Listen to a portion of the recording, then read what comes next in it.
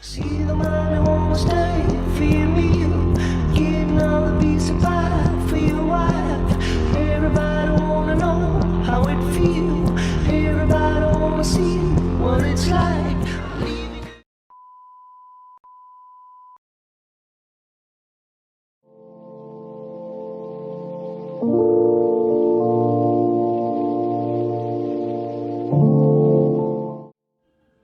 Hoy veremos lo que es el autocontrato. Ah, caray. Eso sí me interesa, ¿eh? Primero que nada, es pertinente saber qué es un contrato. Tenemos pues que la definición de un contrato se toma como un acto jurídico voluntario tendiente a crear relaciones jurídicas patrimoniales entre dos o más personas que delimitan los efectos jurídicos de las mismas, salvo en materia de orden público. Por lo que podemos entender de una manera más sencilla que se les llama contratos a aquellos acuerdos de voluntad entre dos o más personas por los cuales se crean y transfieren derechos y obligaciones. Ahora pues podemos pasar a lo que es el autocontrato, el cual se puede definir como un acto que una persona celebra por sí sola y en el cual actúa a la vez como parte directa y como representante de la otra, como representante de ambas partes o como titular de dos patrimonios que le pertenecen. Con lo anterior podemos entender que el autocontrato viene siendo lo que es un acto jurídico consigo mismo.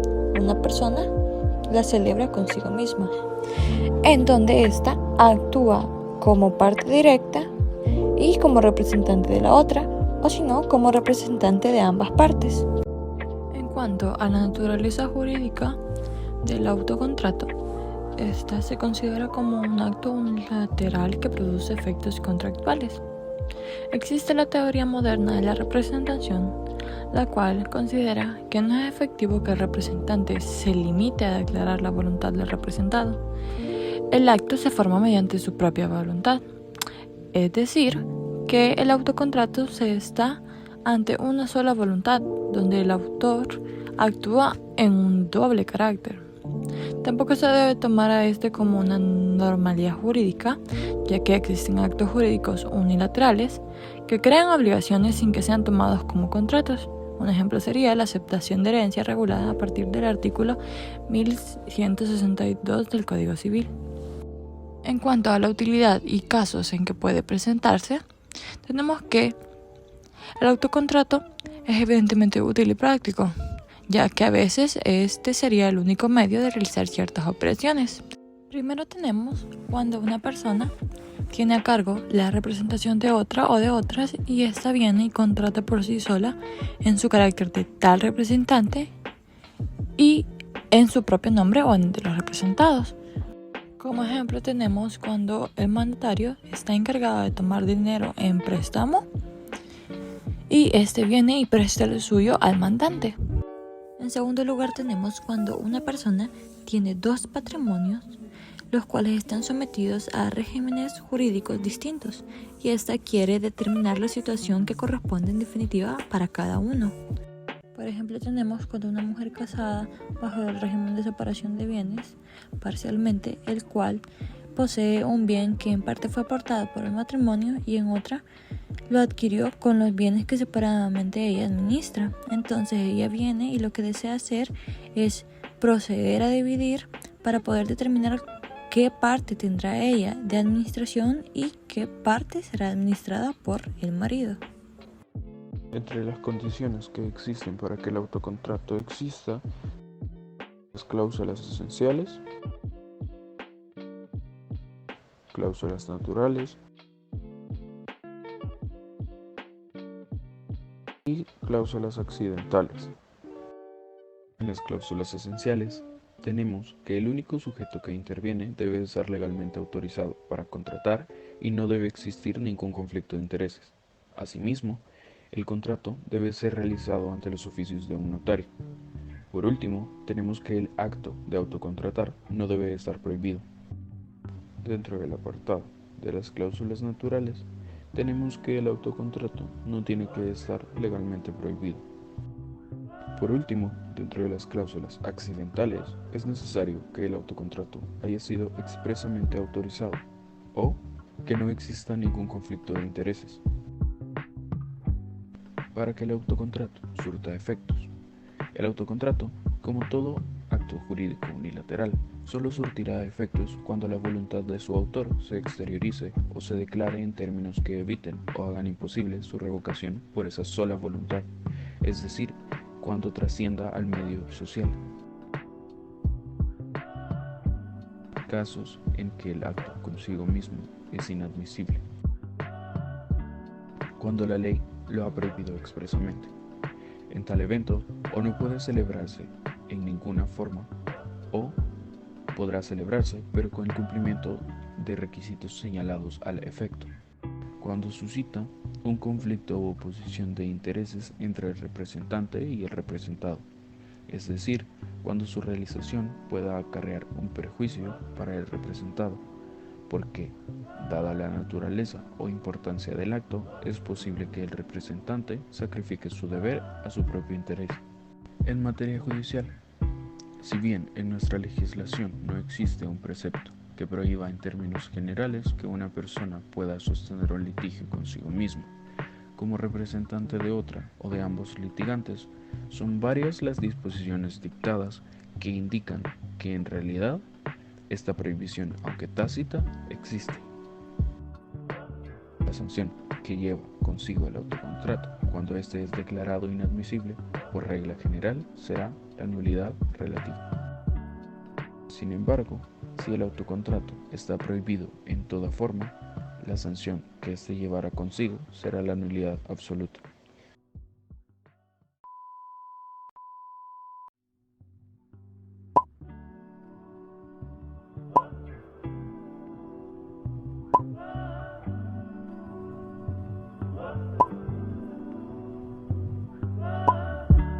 Para comenzar a hablar sobre la interpretación de los contratos, es menester tener en cuenta la etimología del término interpretación. Este proviene del latín interpretatio, que significa presentación o explicación. Sus componentes léxicos son el prefijo inter, que significa entre, es decir, entender y conocer. El sufijo ción, que significa acción y efecto.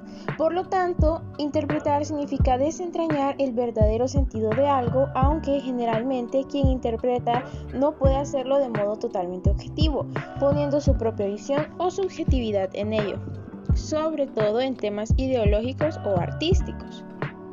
En derecho es importante interpretar las normas jurídicas para darle su sentido correcto, respetando la voluntad del legislador. Los encargados de realizar esta interpretación son especialmente jueces que deciden los casos concretos sometidos a su decisión a través de sentencias, interpretando las normas jurídicas y también las pruebas aportadas para darle su adecuado alcance. Teniendo esto en cuenta, nuestro Código Civil regula las diferentes formas de interpretar los contratos que veremos a continuación. De lo antes mencionado del artículo 1431, dice de la siguiente manera: conocida claramente la intención de los contratantes, debe estarse a ella más que a lo literal de la palabra. Eso significa que cuando las partes se van a contratar, llámese la convención, llámese contrato, debe de ubicarse literalmente las disposiciones a lo que ellos van a obligar y las facultades que van a tener.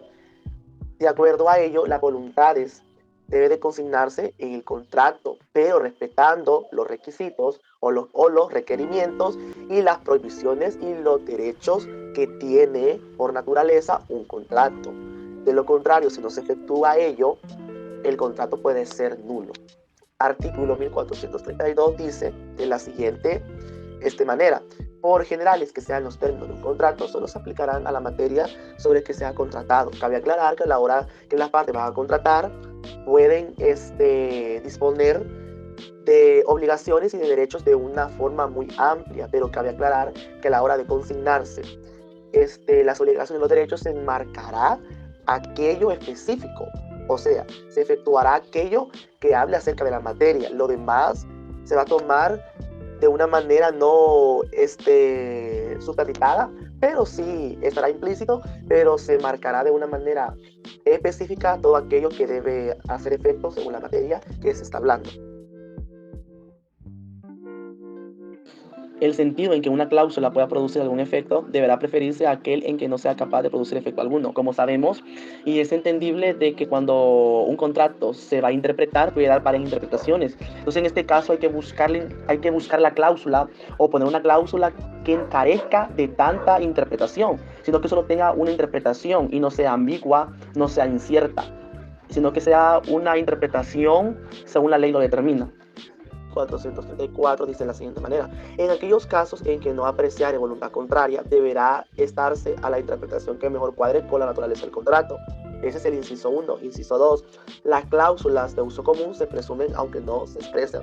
Bueno, el inciso 1 de este artículo antes mencionado, que es el artículo 1434, prácticamente se puede sobreentender de que las partes a la hora de poner inmersamente las voluntades consignadas en el contrato, al no haberlo determinado de una manera simplificada, prácticamente se va a convenir la que más se efectúe según la naturaleza del contrato. Y en el caso del inciso 2 de este mismo artículo antes mencionado, artículo 1434, las cláusulas de uso común se presumen aunque no se expresen. Cabe aclarar que los elementos de los contratos están esencial, natural y accidentales. El esencial por ley debe de tenerlo todo contrato, si no el contrato se puede anular.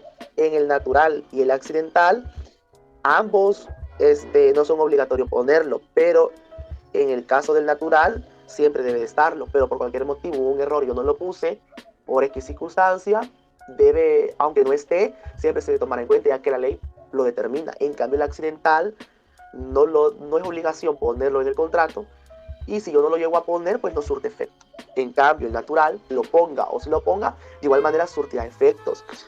Entonces, ¿qué dice aquí? Las cláusulas de uso común se presumen aunque no se expresen.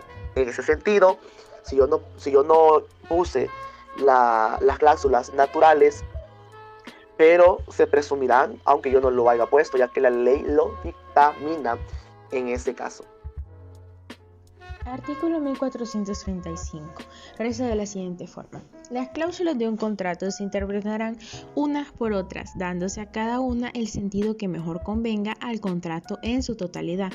Podrán también interpretarse por las de otro contrato entre las mismas partes o sobre la misma materia, o por la aplicación práctica que hayan hecho de ellas ambas partes o una de las partes con aprobación de la otra.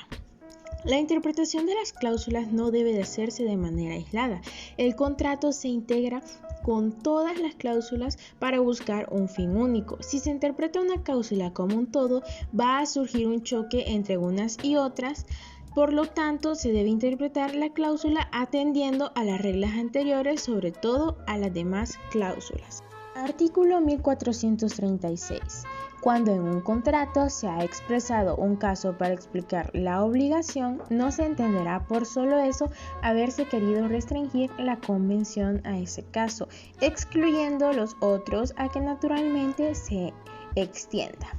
Este artículo alude a la conservación de la común intención desde la perspectiva funcional y dentro de una óptica de complementariedad, de manera que la interpretación deberá realizarse en el sentido en que mejor se perfeccione la funcionalidad del contrato a la luz de la común intervención o intención de las partes, de ahí el ligamen con la buena fe.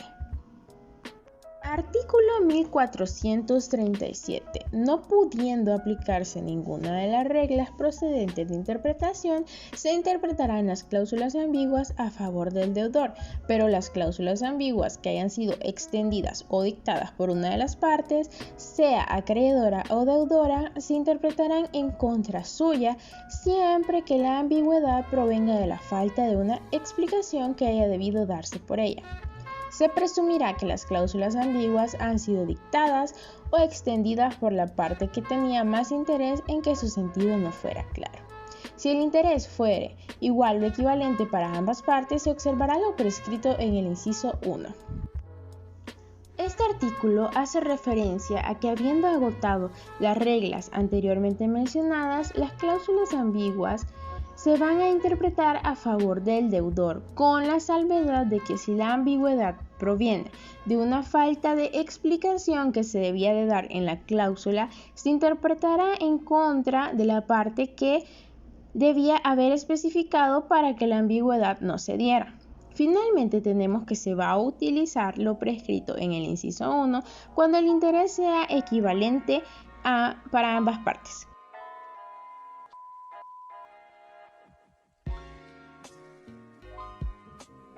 A manera de ejercicio, veremos los siguientes casos prácticos.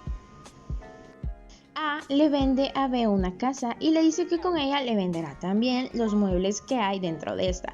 Por lo tanto, B cree que le vende consigo la colección de arte de A, ya que entiende un cuadro como un bien mueble. Ante este conflicto, ¿cómo se debe de interpretar? Bueno, según lo que hemos aprendido anteriormente, se debe de aplicar el artículo 1432 del Código Civil, ya que se está hablando de un término general, y relacionarlo con el artículo 565 de este mismo cuerpo normativo, ya que es sobre la materia que se está aplicando este contrato.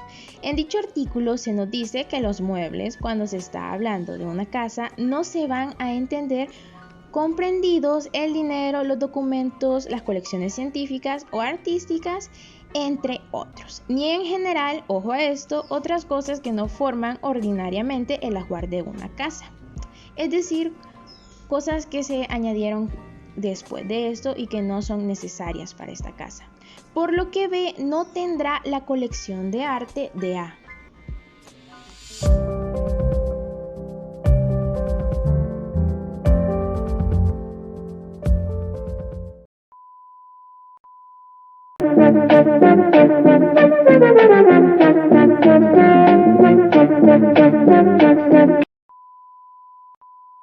Muchas gracias por su colaboración. Hasta luego.